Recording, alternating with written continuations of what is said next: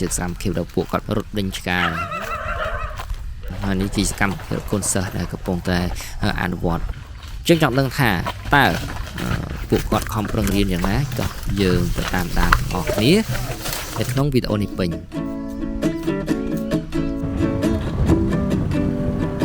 បាទនេះគឺជាការចាប់ដើមដែលខ្ញុំបានចេញពីភ្នំពេញយើងទៅក្នុងប្រហែលជាម៉ោង7ព្រឹកឯងបាទខ្ញុំធ្វើដំណើរឡើងទៅកាន់ 6A ហើយទៅខ្ញុំចាំ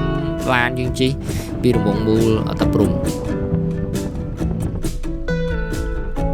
ត្រមទៅដល់កំពង់ធំហើយនៅក្នុងខេត្តកំពង់ធំនេះមែននេះទេគឺយើងចូលមករៀងជ្រៅដែរនៅខាងក្នុងហ្នឹងណា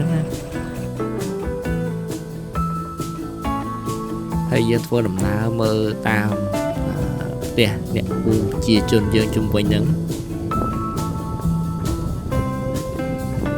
តែចង់បញ្ជាក់ថាទីនេះគឺជាតំបន់សហគមន៍ជនជាតិភាគតិច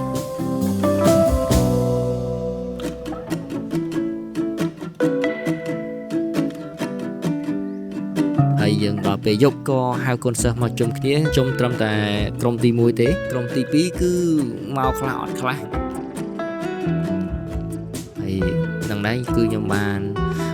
ណែនាំអំពីការប្រើប្រាស់កាន់ទូរស័ព្ទដើម្បីត្រៀមខ្លួនសម្រាប់ថតហើយបន្តមកទៀតនេះមេឃភ្លឺល្មមបាទហើយយើងរៀបចំបាទ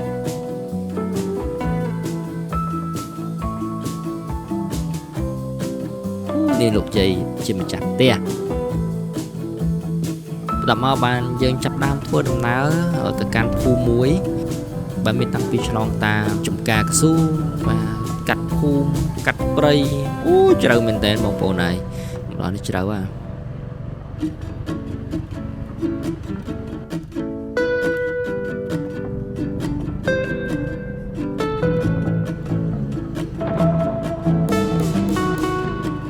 យើងជិះចូលក្នុងវត្តមកបាទយើងជិះចូលក្នុងវត្តបន្តិចមក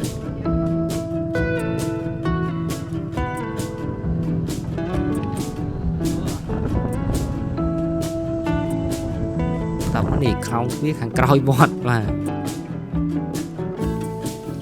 ដល់មកអស់សាំងបាត់ទៅហើយអស់សាំងហើយក៏ពីអ្នកកូនសិស្សចាក់សាំងហើយកន្លែងចាក់សាំងអស់សាំងទៀតអើយតែហៅគេដឹកពេញនឹងព្រាតបាទនេះប្រជាជនដូចនៅយើងដែរទេបងប្អូនមើលអ្នកគេការរស់នៅរបស់គាត់មានផ្ទះមានអីគឺដូចនៅយើងដែរ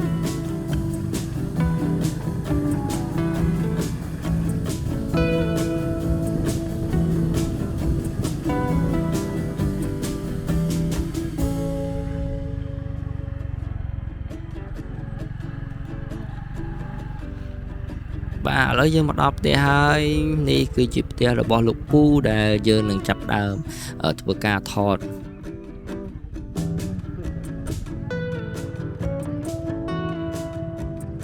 សម្ភារគាត់តកតងទៅនឹងការធ្វើកត្រកអីចឹងទៅហើយនឹងជីវិតហើយនឹងដំណើរដើមតោបាទនេះកូនសិស្សរបស់ខ្ញុំមានគ្នាប្រហែលជា3នាក់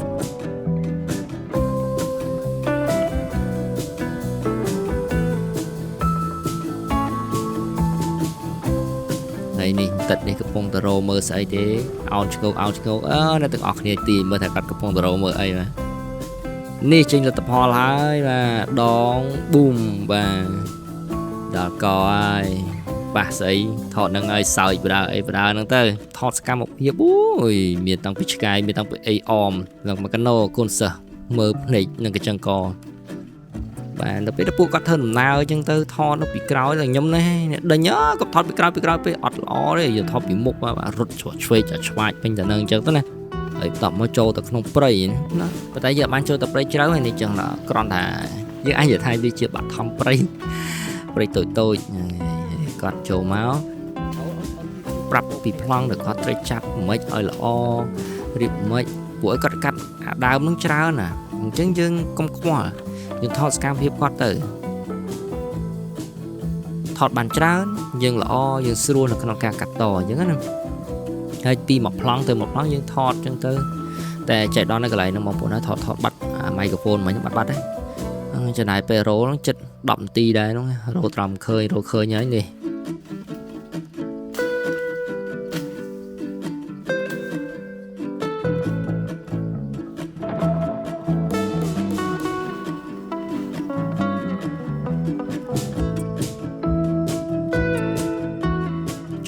ក្មេងរត់ប្រសាចតាមទៀតហើយបាទ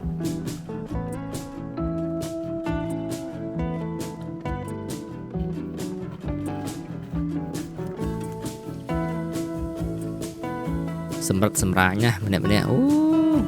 ស្អីទេរត់ដាច់ជើងចោលហើយបើអត់រត់ទេយកប្លង់អត់បានទេពេលខ្លះសុំឲ្យគាត់ឈប់បន្តិចថតអត់តាន់គាត់ដើរមួយតែលឿនគាត់ត្រូវការថតយកប្លង់ឲ្យស្អាតយកពីក្រោយមួយក្នុងការថត documentary គឺយើងមិនអាចខត់គាត់យើងមិនអាចទេយើងថតអំពីជីវិតរបស់គាត់ពិតសកម្មភាពរបស់គាត់ពិតប៉ុន្តែក្នុងកលៈទេសៈមួយដែលយើងទៅថតនេះគឺមានពេលវេលាកំណត់ជៀសមិនផុតពីការដែលយើងត្រូវការ set up ខ្លះធម្មជាតិខ្លះឯងតែយើងត្រូវទៅរៀនបត់បែនតាមកលៈទេសៈឃើញយើងអត់មានបជាគាត់ទេគាត់ធ្វើតាមលំនាំគាត់ចឹងទៅតែយើងទេជាអ្នកថតជាអ្នកចាប់ប្លង់ជាអ្នកអង្កេតប្លង់ហ្នឹងយើងត្រូវតែយកប្លង់ឲ្យវាស្អាតដើម្បីកាត់ចូលនៅពេលដែលសម្ភាសគាត់ពួកគាត់ថតកត្រកថតអីតបពីយើងថតឲ្យមកប្រាវទៅឃើញគាត់បិទឈើហ្នឹងរៀងយូរពេកកូនសិស្សក៏ជួយបិទអញ្ចឹងទៅដើម្បីឲ្យបានលឿនបន្តិចខ្ញុំបានឲ្យពួកគាត់ធ្វើនឹងទៅហើយខ្ញុំបានទៅប្រេះអ្នកតាដើម្បីទៅមើលក្រុមទី2ក្រុមទី2នេះគឺគាត់មកថតនៅសកម្មភាពប្រេះអ្នកតាដែលប្រជាជនជុំគ្នាអស់ហើយចាំទៅខ្ញុំមកទេខ្ញុំមកដល់បញ្យលពួកគាត់គឺពួកគាត់ចាប់ផ្ដើមធ្វើភ្លាមអនុវត្តភ្លាមហើយថតនៅសកម្មភាពរបស់លោកតាលោកយាយកំពុងតែប្រគំភ្លេងប្រពនៅកម្មវិធី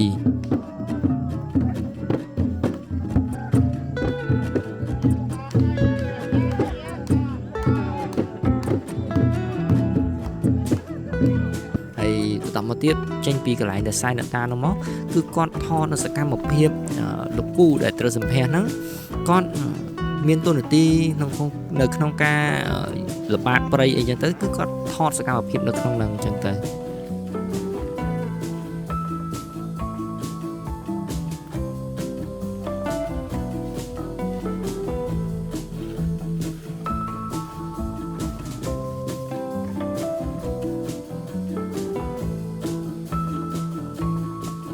យុទ្ធទី2ដែលយើងជុំគ្នាហើយយើងពិភាក្សានៅចំណុចដែលខ្វះខាតតមកថ្ងៃទី3គឺពួកគាត់មកស្រុកគ្នាទាំងអស់ហើយយើងប្រជុំគ្នាខ្វះប្លង់កន្លែងណាអីកន្លែងណាហើយយើងអាចយកឲ្យកន្លែងណាដែលពួកគាត់លើកឡើងមកខ្ញុំបញ្យល់ពួកគាត់ឲ្យអស់ពួកយើងបានបែងចែកគ្នាហើយទៅរកគោលដៅដែលយើងត្រូវការសម្ភារហើយដែលក្រុមទី2ជួយក្រុមទី1ក្នុងការសម្ភារពួកសម្ភារអត់តាន់ទេរយៈពេលខ្លីអត់ចោលទេបាទនេះដបងឈើទឹកហ្នឹងគឺកាន់រហូតតែម្ដង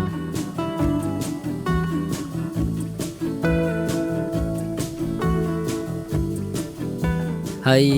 ក៏មកក្រុមទៀតបានទៅថតលោកពូដែលត្រូវការសម្ភារហ្នឹងបាទចឹងខ្ញុំប្រាប់ពីរបៀបថតកុំឲ្យខាតមានតាំងពីប្លង់ដើរប្លង់អីត្រូវដាក់បានដាក់ពួកអីវីដេអូឯកសារគឺយើងត្រូវថតសកម្មភាពគាត់ជាប្រចាំថ្ងៃទូទៅទាំងអស់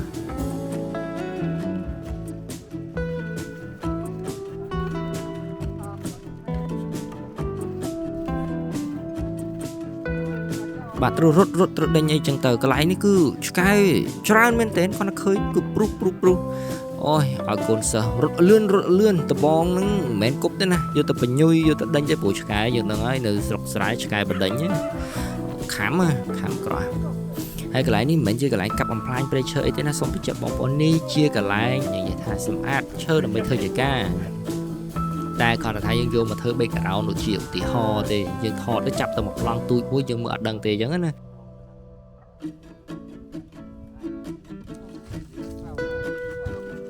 ហើយនេះលំនាតគុតឈើសំណំសំនួនមិនមែនដាក់កន្លែងម្លប់ទេគាត់ដាក់កណ្ដាលថ្ងៃមកថតយកតែម្ដង